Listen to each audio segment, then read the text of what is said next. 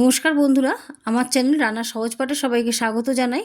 আমার আজকের রেসিপি আমলকির আচার বানানোর জন্য প্রথমেই ফ্রাইং প্যানে শুকনো ফোড়নে 3টে শুকনো লঙ্কা,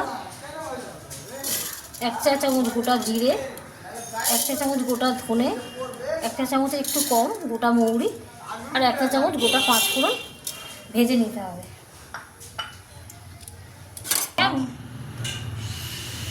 মশলাটা ভেজে আমি গুঁড়ো করে রেখেছি। কড়াইতে 2.5 থেকে 3 টেবিল চামচ সরষের তেল দিয়ে, এবার তেল গরম হলে তাতে একটা শুকনো লঙ্কা এবং 1/2 চা চামচ পাঁচফোড়ন ফোড়ন দিলাম।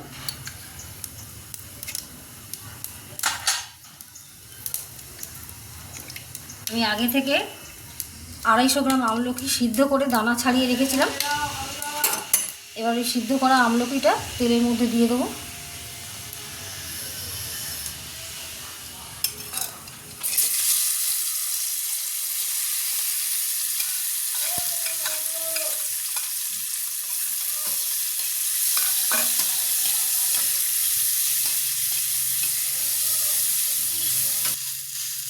আমলকিটা দিয়ে মিনিট 5 নাড়াচাড়া করে নেওয়ার পর এবার এর মধ্যে নুনটা দিয়ে দেবো পরিমাণ মতো।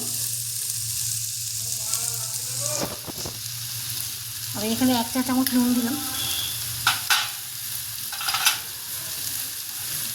এবং 1/2 চা চামচ ঝাল লঙ্কার গুঁড়ো, 1/2 চা চামচ হলুদ গুঁড়ো দিয়ে ভালো করে নাড়িয়ে নিলাম। এবার এর মধ্যে আমি গুড়টা অ্যাড করে দেবো। আপনারা চাইলে চিনি দিয়েও করতে পারেন, কিন্তু আমি গুড় দিয়ে করছি।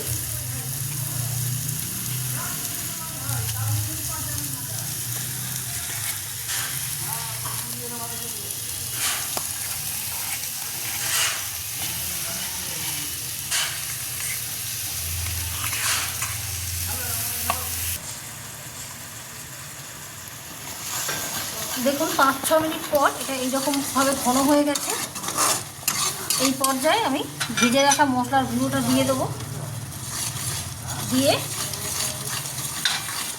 আরও মিনিট 3 এটা হবে, তারপর আমি গ্যাসটা অফ করে দেবো। দেখুন বন্ধুরা, 2.5 থেকে 3 মিনিট পর এটা আরও টেনে গেছে। এবার আমি গ্যাসটা অফ করে দেবো, কারণ ঠান্ডা হলে এটা আরেকটু শুকিয়ে যাবে।